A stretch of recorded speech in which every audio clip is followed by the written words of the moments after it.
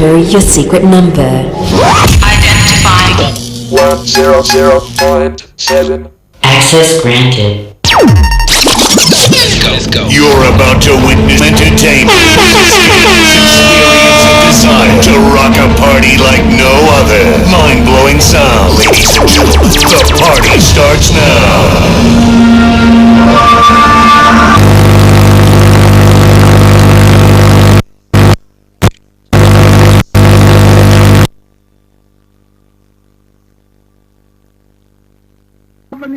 For more than 3 years.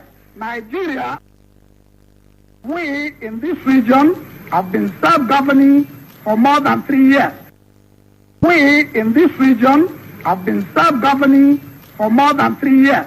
Nigeria as a whole is now free and independent. We'll also give complete active support to the Organization of African Unity, the United Nations Organization, and the Commonwealth. I would like to remind this audience that in this hall today we have a concentration of the leading agitators, mischief makers that the world has ever known. We have them here. Is that all these agitators and mischief makers desire a better world for human beings to live in? Our nation, Nigeria, is today the focus of the entire international community.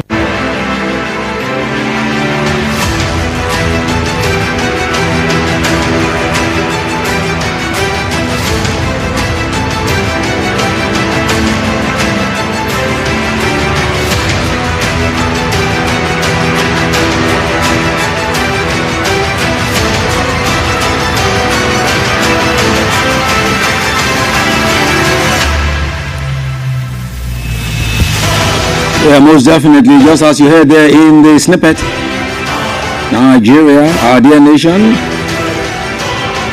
is the focus of the entire world today.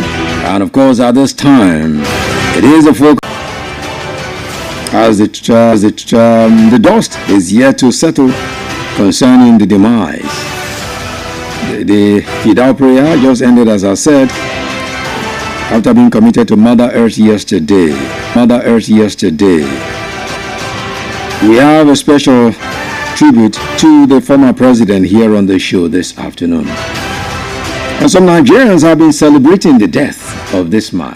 And you wonder, and you ask yourself how, why? How now? Yes, they claim he was a bad leader. They claim that during his time as president, he didn't do what he has to do, he was supposed to do. But Pastor Bakari, Pastor Tunde Bakari and Reno Omokri are saying other things, saying that Nigerians are only being unfair to PMB, talking about President Muhammadu Buhari. You get to hear what they say and what they think about this situation. And former presidential spokesperson Femi Adesina has been getting all the bashing online. They've been lashing him, abusing him as well, after he said his principal would have been long dead before now if he wasn't having treatment from foreign land. Nigerians all over have called such statements highly nonsensical and loose. So what do you make of such statements from a well-trained journalist and a religious leader? We'll be talking about that when we open up the phone lines for you when we get to that point. Why? What do you think about what Femi Adesina said concerning this statement? So for the upton time, Daniel Bwala has continued to lash out at the ADC coalition members, calling them an association of desperate politicians. He said none of them is strong enough to defeat President Bola Tinubu in 2027. You hear him this beautiful afternoon or this beautiful evening. We are in the evening now. So another leader show as always, so sit back and relax. Let's get it going and let's keep it pumping. Once again, my name is Pretty. Now let's serve you the latest political happenings and updates at this time.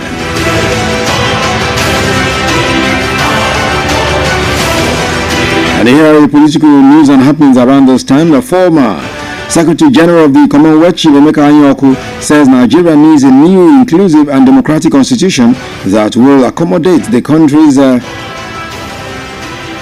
plurality. Anyaoku stated this a few moments ago in Abuja at a national summit organized by the Patriot and Nigerian Political Summit Group. Anyaoku said that the 1999 constitution was not democratically formulated and is not in sync with the plural nature of the country. He said that only a constitution that accommodates the plurality of Nigeria will address the country's myriad of challenges. We've been talking about this over several times. Is it about the constitution or is it about the people? We still need time to talk more on this one. Okay, a federal high court in Lagos has discharged and acquitted former Ekiti State Governor Ayodele Fayose of all charges in the long-running 2.2 billion naira money laundering charge that has been filed against him by the EFCC. The court upheld Fayose's no-case submission, declaring that the EFCC had failed to establish a prima facie case warranting him to enter a defense. Fayose has been facing trial for several years over allegations of money laundering and financial misappropriation during his time as governor of Ekiti State. However, the court found the prosecution's case to be lacking in credible evidence. So the court has said Fayose go home and see no more. The national coordinator of the Obedient Movement, Dr. Yunusa Tanko, has described as baseless the speculations that Peter Obi has issues with the acting national chairman of the Labour Party, Nenadi Usman.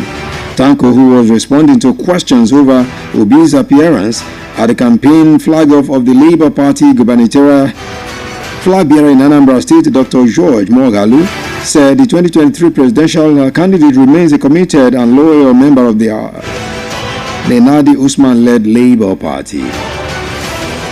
Away from that one, a former presidential aide to ex-president Goodluck Jonathan, Reno Omokri, and a northern youth known as Sarki have jointly lambasted Peter Obi of the Labour Party for not attending the President Muhammadu Buhari's burial in Daura yesterday in Katsina State. And this came as Buhari was given a statewide burial with the presence of Bola Ahmed Tinubu, the president of the country, former Vice President Atiku Abubakar and Yemi Osinbajo, and other top dignitaries. However, Obi was visibly absent during the burial yesterday. And in their separate reactions, Reno Omokri and Sarki said Obi's absence at the burial showed his disposition towards the region, saying the former Anambra governor should simply forget about the vote of the North in the year 2027 election. So that was what he said, talking about Reno and Sarki. They jointly said that yesterday. But to shame them today, Obi found his way to Daura, where the Fidal prayer ended, as I said earlier. So Peter Obi spoke to the media there so that people would know that he was actually present right there. This is what he said concerning President Muhammadu Buhari. First, he said why he wasn't there yesterday, the reason he gave, and of course, who Muhammadu Buhari was, if he in his own description. Let's listen to Peter Obi. To come here yesterday because there was no flight, and even if you have a flight, you can't land in Katsina Airport. It was all closed because there was a lot of dignity, and it's believed that the morning continues till tomorrow. So whoever comes today, tomorrow, is still part of the morning. We're all mourning for our departed president. Well, I had the opportunity of meeting him while I was campaigning, and I remember his words till today. Please care for the poor Nigerians. That's what I always remember. And I believe that he did his best within his capacity.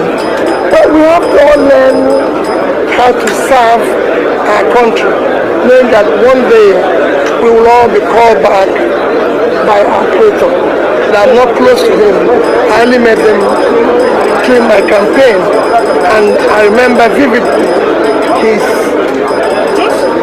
what I call, sincere appeal for fighting and caring for the poor.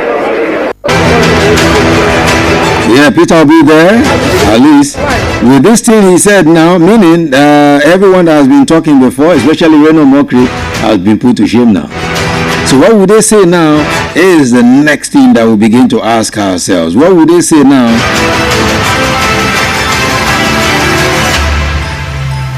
What would they say after this man was there in Katsina today? Any other thing to say? Well, let's wait. You know, Reno knows how to say things, so we'll hear the next thing he will say again. Okay, lastly on this segment of the show, the face-off between Senate President Godswill Akpabio and Senator Natasha Akpoti-Uduaghan seems not to be abating, as the Senate President last week removed the Kogi senator from her position as the chairman committee on diaspora, and immediately, with alacrity, replaced her with Senator Aniyekan Basi, who is representing Akwa Ibom Northeast Senatorial District. The decision was announced during last Thursday with no official reason given for the change, and Senator Basi assumed duties immediately.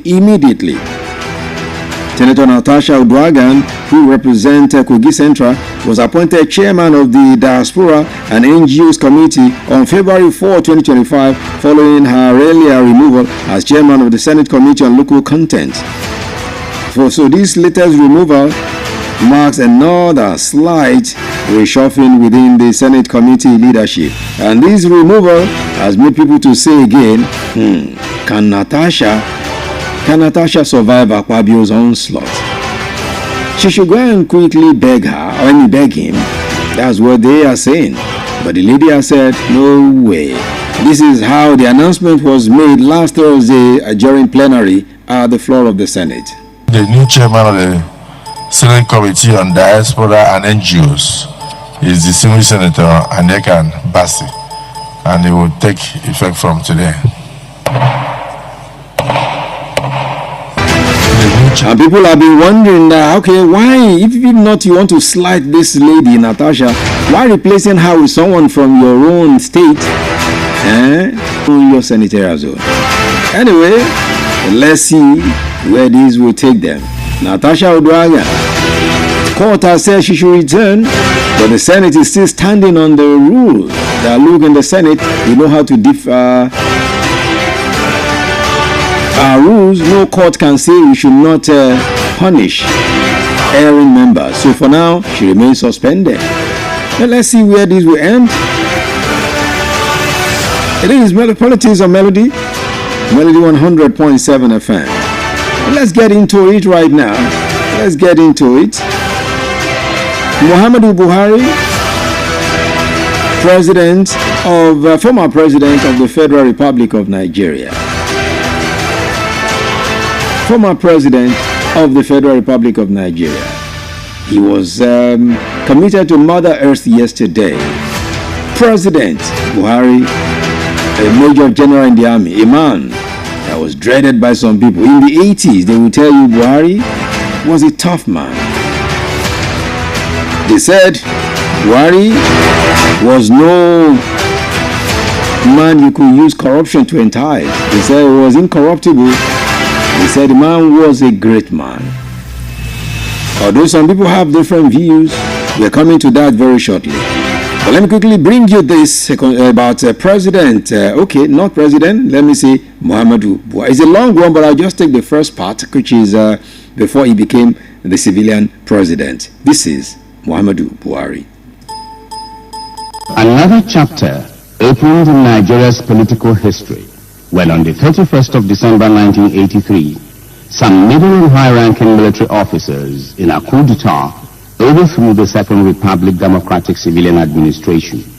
This led to the emergence of Major General Muhammadu Buhari as Nigeria's seventh head of state. Born in Daura in present-day Katsina State on the 17th of December 1942, Muhammadu Buhari had his primary education in Daura and Meadua in Katsina State between 1948 and 1952. Buhari attended Provincial Secondary School, now Government College Katsina, from 1956 to 1961, before joining the then Military Training School, Kaduna, in 1963. He attended numerous courses in Nigeria, United Kingdom, and India. Muhammadu Buhari Buhari first came to limelight in 1975 when he was appointed Federal Commissioner for Petroleum and Natural Resources by the General Olusegun Obasanjo administration. Before then, Buhari served as the governor of northeastern state of Nigeria during the regime of Murtala Muhammad. In 1977, Buhari became the chief executive of the newly created Nigerian National Petroleum Corporation, NNPC. On assumption of office as military head of state in 1983, Muhammadu Buhari justified the military's takeover of power by castigating the civilian government as hopelessly corrupt. The change became necessary in order to put an end to the serious economic predicament and the crisis of confidence now afflicting our nation. Consequently, the Nigerian armed forces have constituted themselves into a federal military government comprising of up to 3 military councils, a national council of a federal executive council at the center, and state executive councils to be presided over by a military governor in each of the states of the federation. The Buhari-Diagbon regime, as his administration came to be known, immediately initiated a public campaign against indiscipline, known as the War Against Indiscipline. Why? Though the Buhari administration has been described as authoritarian by many critics, the War Against Indiscipline Why campaign is still noted by many to have instilled the most orderly conduct into public and private affairs in Nigeria since independence in 1960. Buhari was overthrown in a palace coup on the 27th of August 1985, after which he remained in private life. General Buhari's transparent and efficient handling of public office led the government of General Sani Abacha to appoint him the chairman of the Petroleum Trust Fund, PTF, in 1995. The body was funded from the revenue generated by the increase in the price of petroleum products and was mandated to ensure the effective utilization of the oil revenue. The PTF, under retired Major General Muhammadu Buhari, pursued developmental projects around the country, earning commendation from a vast majority of Nigerians for transparent and efficient services. As fate would have it, Buhari joined active politics on the eve of the 2003 general election. He became a card-carrying member of the All Nigeria People's Party, ANPP, and subsequently the party's presidential candidate. The ANPP as a party is willing and ready to shoulder the responsibility of returning Nigeria to greatness. The theme of our program and election platform is prosperity, security, and stability. Our aims are to make Nigeria prosperous, to make Nigeria secure, to make Nigeria stable.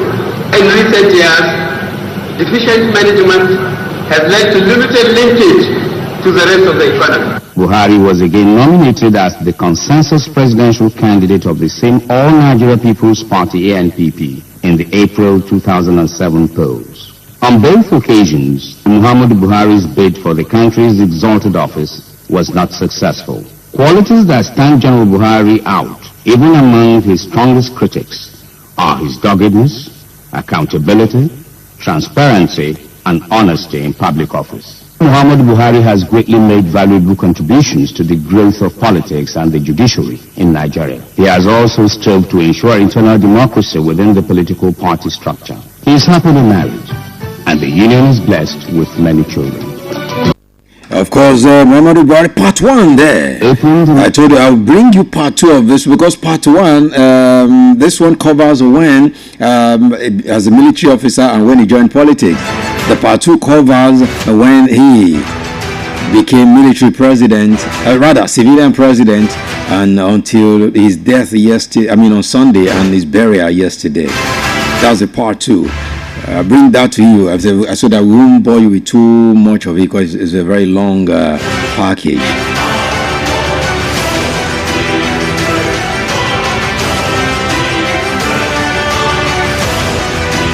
Now let's talk about what people have been saying concerning a man known as Femi Adesina. Femi Adesina was the spokesperson for Buhari when he was the president of this country. He was speaking for the president alongside Garba Shehu. So he said something 2 days ago that Buhari would have been long dead if he didn't travel for medical treatment abroad. And Nigerians have been so angry with what this man said. Although he said he had his reason for saying that. You want to hear his reason? Let's listen to him. Femi Adesina here.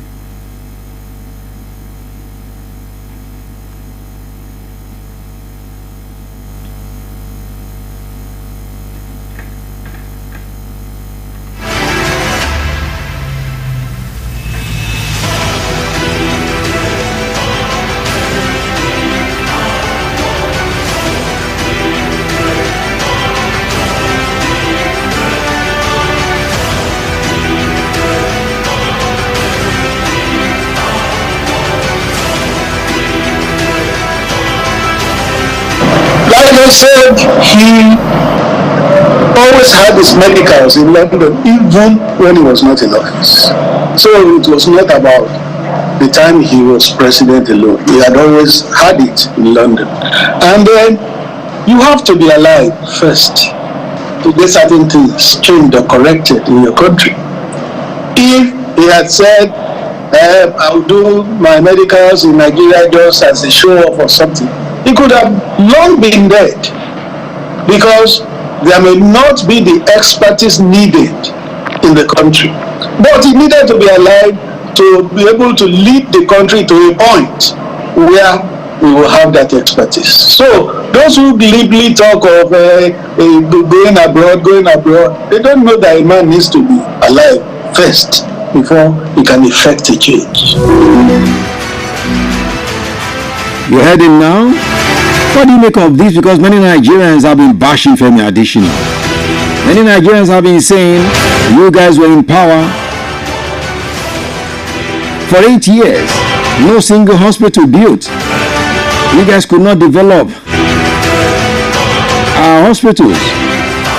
You guys could not develop anything. You kept going abroad. The situation continues even now with the one that is there, talking about Tinubu. President Bola Ahmed Tinubu has also started traveling here and there for medical treatment abroad. Why is it so difficult for you guys to build something? To the Nigerians, to remember you, that okay, this one came, he built hospital. Even if you can't build hospital, we have our teaching hospitals here and there. Why can't we upgrade them with our money? How much does it cost to have all of these things? There were times when the Queen took medical attention here, took treatment at the UCH. The Indian Prime Minister at the time was taking treatment at the UCH Ibadan. So what went wrong, and how long shall we continue to experience all of these? How long? How long is the question. Now, Reno Omokri has come up to defend that statement. He has come up to defend the statement. And with so many other things that Nigerians are calling Mr. President Muhammadu Buhari, saying Nigerians are not being fair to this president. And he's explaining here that it's not government that build hospitals. Hospitals are built by private institutions, private individuals. Omokri has an explanation this afternoon, this evening, concerning all of these and much more on Politics on Melody 100.7 FM. He died. I've seen a number of people in society mocking him, celebrating his death, and denigrating him for dying in the United Kingdom, saying he did not build hospitals in Nigeria. You see, the problem with Nigeria is not really the government, it's with Nigerians. We do not understand how government works, and that's understandable because after the January 15, 1966 Nzegu Ifeanyi coup, it unleashed decades of military rule in Nigeria, so we lost understanding of how a democratic government is meant to work. If you look at these countries in the Western Hemisphere, the United Kingdom, the United States, Germany, and then also progressive countries in Asia, India, Japan, and Singapore, it is not the government that builds hospitals or runs the private sector. The government is not designed to do that. No country, except you have a socialist or communist country, has a system whereby the government successfully runs the private sector, because governments are not designed to do that. The private sector runs the healthcare sector. Even in the United Kingdom, in the United States, that's how it is. In the United Kingdom, you have health insurance, whereby you have a quasi-non-governmental organization that collects taxes. They call it the health tax, and then gives those monies to the private sector. You cannot have a successful public sector-run healthcare system. It doesn't work anywhere. And Nigerians are notorious for saying that, okay, Nigeria is an oil-rich country. We make about $36 billion from oil and gas every year. What's our population? About 230 million. If you divide that by our population, you get about maybe $150 per citizen. Where can that take you? From that, the government has to pay civil servants, the military, build schools, build roads. It's not enough. And Nigerians don't pay taxes. We've got one of the lowest tax to GDP ratio in the whole world. Less than 10% of Nigerians pay tax. And then if you consider that in the United Kingdom, if you earn about £50,000, half of that is going into taxes. In the Eurozone area, especially Germany, if you earn about 54,000 euros, half of that is going into taxes. In the United States, if you earn about $84,000, half of that is going into taxes. If you tell that to Nigerians, there's going to be mayhem, riots, protests. But then we want the best healthcare system. We watch movies. Oh, we want systems like that. How is that going to work? We have the National Health Insurance Scheme in Nigeria. Nigerians don't pay to it. Nigerians want to have an accident and then go to a private medical facility and want that doctor to spend millions on their healthcare, and the health doctor doesn't do that. They say, this man is wicked, because we do not understand how government works. Listen, the government of Nigeria can never, even if you bring an angel, they can never, except we become a communist country or a socialist country, and then if we do that, we've got to give up private wealth. All of it is going to go to the government, and I know that Nigerians are not ready for that. So we've got to understand how government works. If we want a thriving healthcare sector, it's going to be the private sector that is going to run it like a business. So either we have a national health insurance scheme that Nigerians pay into, or Nigerians will get private medical health insurance or go to private facilities. Governments cannot do that. Not in America, not in England, not in India, Japan, Singapore, and certainly not in Nigeria. General Muhammadu Buhari, he had a mixed legacy in government, but he wasn't that bad. If you look at it, he built projects that united Nigeria nationally and internationally, like the Second Niger Bridge, and then also the Kano-Maradi line. So let us just think deeply before we begin to insult this man even in death. Some people are doing it because they have a grudge with Nigeria and want to break away from Nigeria. Do not allow them mislead you, because it makes us look like barbarous people when we behave like this. Civilized people don't behave like this. My name is Reno Omokri. Thank you for watching, and may God bless you.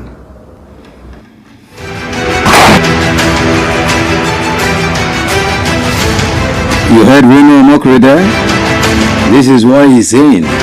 Defending the administration, successive administration not building hospitals in Nigeria. What do you make of these as well? I know you're itching to talk. Don't worry. I open up the phone this evening. We'll talk. I usually do not do that, but I will do that tonight. Yeah, this evening, because I know you want to talk. You want to react to the fact that Femi Adesina is saying his principal would have been long dead if he didn't seek medical attention abroad. And Reno Omokri is defending government's inability to build or even upgrade our hospitals. You heard everything he said there. And he said, all of you calling Muhammadu Buhari bad names, mocking him, because some people were rejoicing that Buhari was dead. Some people were rejoicing. God have mercy. He said, don't do that. This man was a great man. Another person that believed that Nigerians misconstrued the personality of Buhari or misunderstood Buhari is Pastor Tunde Bakare, who says Buhari was a great man, was a good man. Mention in the tribute that whether you like it or not, our colossus are departed, and you really don't find people like him everywhere. General Buhari was a man of few words, but a lot of action. You could sit in a room with him and you'll be discussing and deliberating. He will ask you a few questions. If he was persuaded that you were on the right point to say, okay, we go there. I'll give you an example. The day the APC was to be formally launched at Eagle Square, our attorney, the lawyer, drafted a motion and brought it to me. And I corrected the motion and said, no, in case we will not go ahead with this merger, we must have a fallback position, and I corrected it. I did not know President Buhari was looking at me from a corner, and when we have finished the motion and everything, he just got up and said, Pastor Bakari, you move the motion tomorrow. I said, no, sir, it's a lawyer that should do it. He said, no, you move the motion tomorrow. You have the right thing to say, and you must go out there and say it. That's the kind of person he was. You heard him there. So many things have been said about the fallen soldier. The fallen soldier is gone, but we are still right here. And this is our fallen soldier who has gone down. I'll be back very shortly. Yeah. Whoa. This is for my soldiers. Real soldiers. Yeah. This is for my fallen soldiers.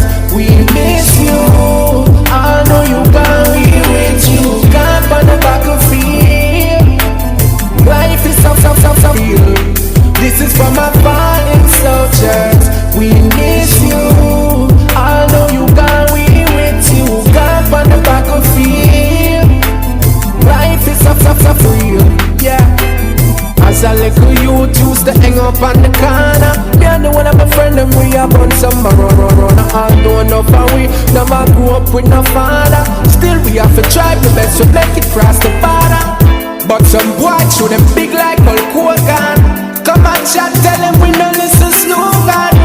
We prepare them before we take program. We no grow wrong, no, we no. This is for our fallen soldiers. We miss you. I know you can't be with you. Can't on the battlefield. Life is so fucking real. This is for my fallen soldiers. We miss you. I know you can't be with you. Can't on the battlefield. So fucking real. Yeah, enough of them not like we. Them know them wrong and still I take it fight we. Kill off my friend and think me take it lightly. And the whole I wanna boy me a free. Good afternoon, my name is Shirley, calling from Ceremony. Get more spiritual, get more biblical. I'm gonna take a wash off over the mineral. You save your soul, you save yourself. While you rest in peace, so tell Jaja we need some help. This is for my fallen soldiers. We miss you. I know you can't be with you. Can't on the battlefield. Life is so real. This is for my fallen soldiers. We miss you. I know you can't be with you. Can't on the battlefield. Life is so real.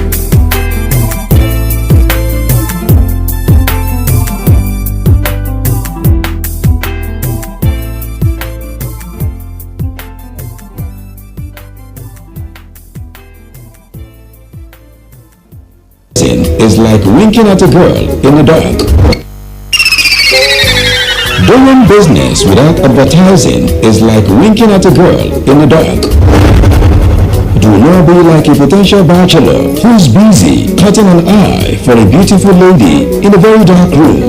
Give your business the much needed publicity it deserves. Come do business with us by advertising your goods and services on Melody 100.7 FM Ibadan, and let's use our platform to uplift your own. Advertise with us by contacting our marketing department at number 2 MB Makpadero Street, Boderasini, Basharu, Ibadan, Oyo State, Nigeria. Telephone 0915-500-107. That is 0915-500-1007. You can also follow us on all our social media platforms at Melody 107 FM. At Melody FM Ibadan, we help make your business to blow. Yada yada. Melody FM, your real home of entertainment. Stay cool. Yes, Melody.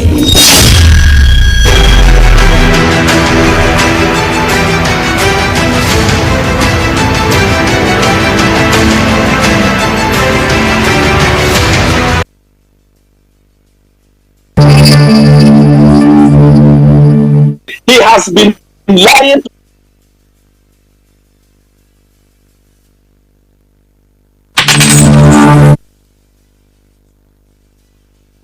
Thank you for being with us. Still Politics of Melody, the Melody 100.7 FM. So many things. So many things going on in politics in Nigeria. So many things going on politically in Nigeria. If you want to react here to any of the stories, especially the Femi Additional or Rino Mokri story, you can call 0702-520-1007 and 0705-507-1007. As I said, this program today is in memory of President Muhammad Buhari, who was buried in Daura yesterday. A Fidal prayer was held earlier today, and because the mourning period continues, it's for 7 days. We're going to be mourning him for 7 days. And that is what we are doing in Nigeria.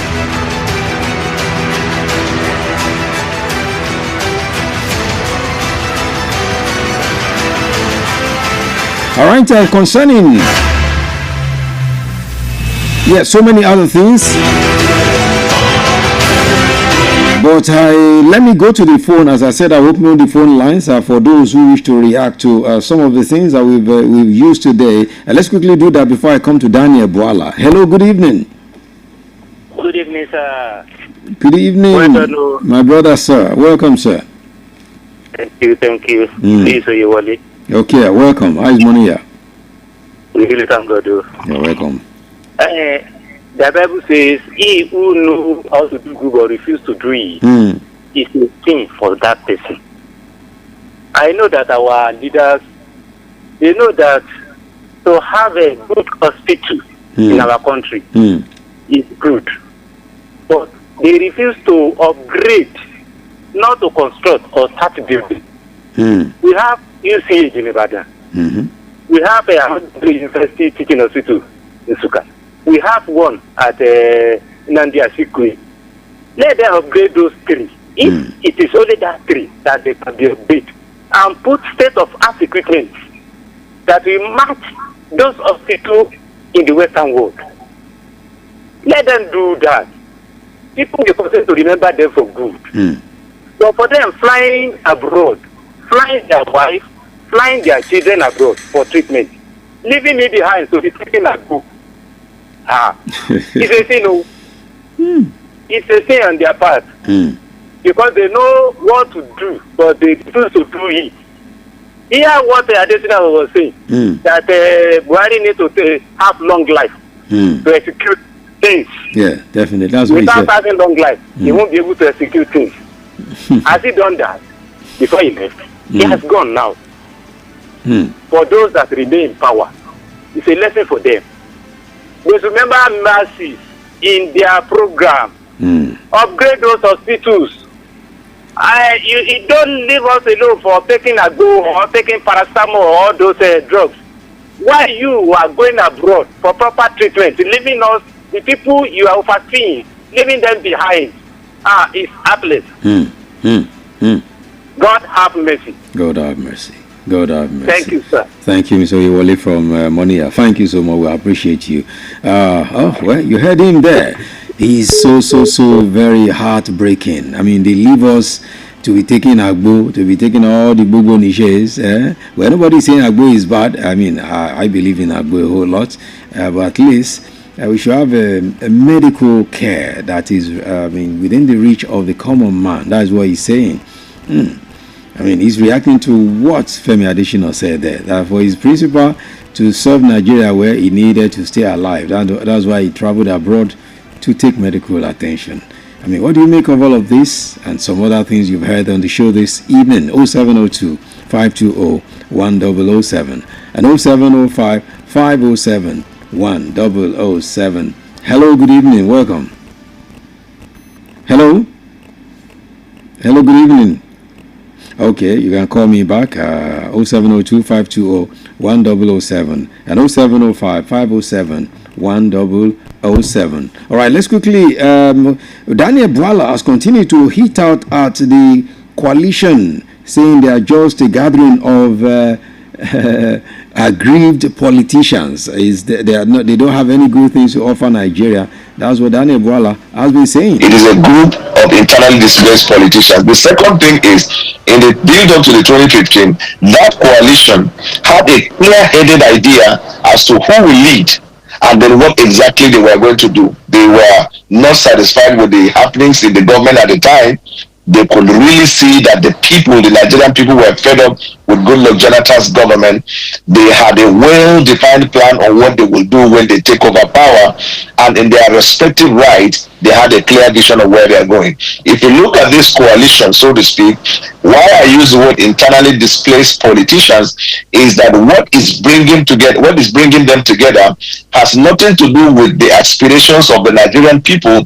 It has more to do with their feelings of how either they were treated or how they were not able to get what they wanted, which was the basis for them coming together. For example, in the 2015 coalition, you will not find a case scenario like that of El-Rufai, where somebody is leaving a political party and is saying that I brought evil and I want to take out evil. You will not also find an element like that of Peter Obi, who has scammed the Obedient movement, because what we are hearing is that they say they have been scammed. The contract that brought the Peter Obi and the Obedient movement under the umbrella of Labour Party was that Peter Obi was going to be the flag bearer of the party. They had a clear vision that Peter Obi would be president. And right now in the coalition, Peter Obi has conceded, but has given away his ambition to be the president. So it is a case of 419 from that angle. From the angle of my former principal, Atiku Abubakar, he's leaving a party where a lot of people will tell you they have not seen him display the leadership to fight through until he conquers the challenge. And so people will feel, if you run away from a political party where you could have easily stayed and solved the problem, when the Nigerian problem is more than just a political party, what evidence do we have that if tomorrow Nigeria develops a problem, you will run away? So if you look at Amechi, for example, you will know that when Amechi lost the primaries, Amechi never proceeded to support Ashwaji towards the election.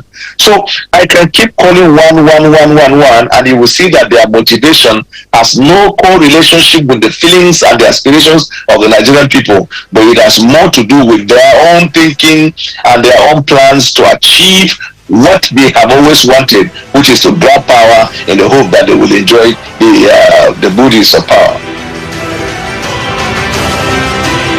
Daniel Bwala there lashing out again, calling them one by one and telling you why he believes or why he thinks they are in a coalition.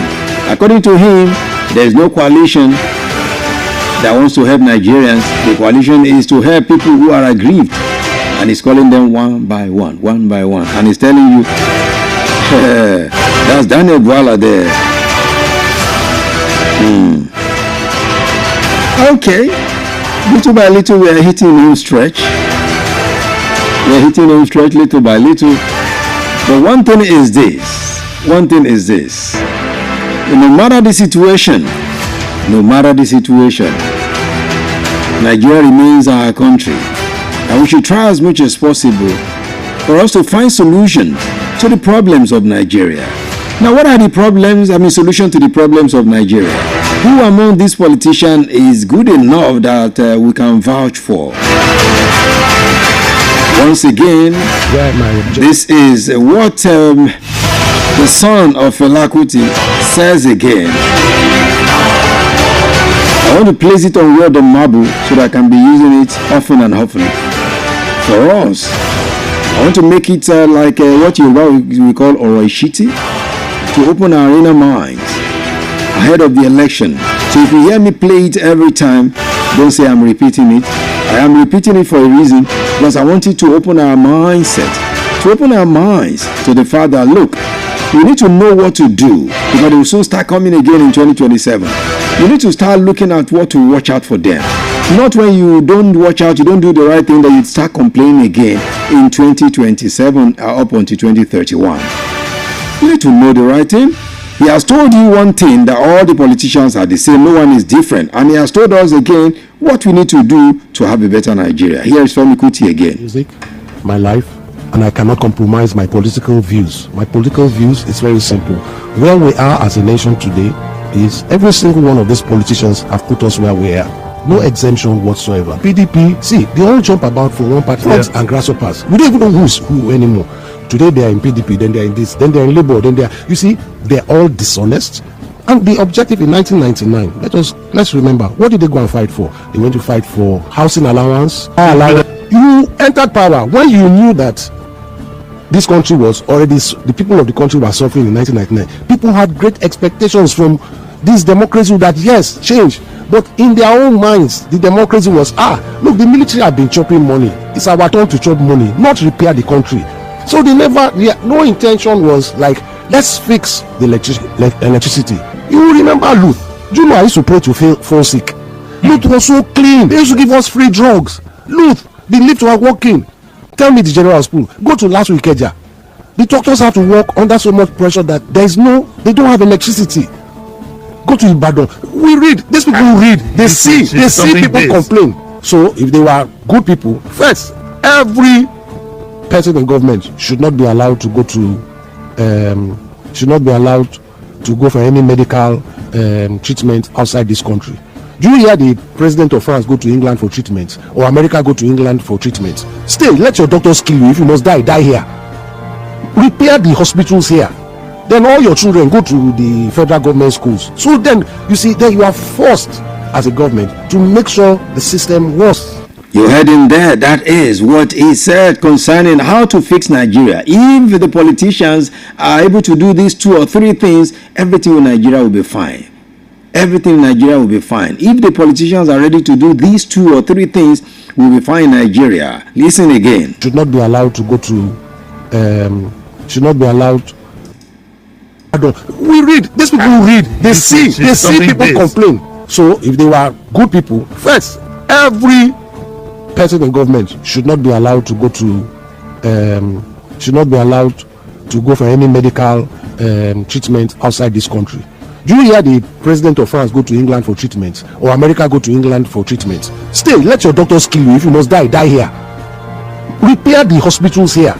Then all your children go to the federal government schools. So then, you see, then you are forced as a government to make sure the system works.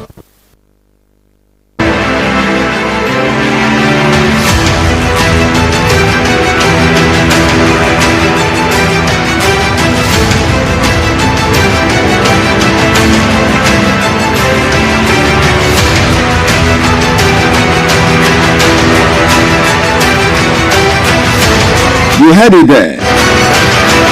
You heard it there. You heard it there.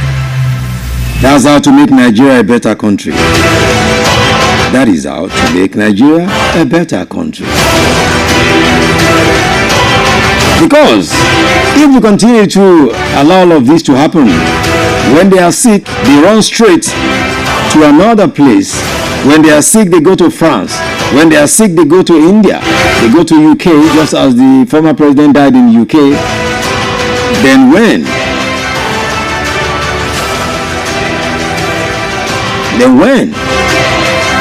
shall we find a way out of all of this quagmire?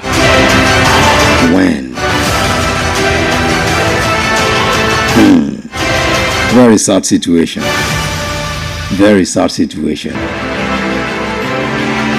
Well, my wife, Fortune Oba, just ran here and told me that I should see something. That Atiku has resigned from the PDP. I said, we talked about it here now. Last week I talked about it. He's resigned since. He's just formalizing it now. Fortune, it is to Fortune that is the new thing. Because Fortune is just saying it. Yes, for so many people, they are just saying it. But people like us, we've seen it before now. I mean, we talked about it last week. If you listen, Atiku Abubakar, his body has left PDP for so, his body and soul left the PDP for so long. The only thing he's just doing now is to issue a statement. And what he's saying is that it's heartbreaking for him to leave the PDP. Well, he belongs to the ABC, and you cannot belong to two parties if you want to vie for an election. So that's why he must make it official. So, Fortune, that's what just happened.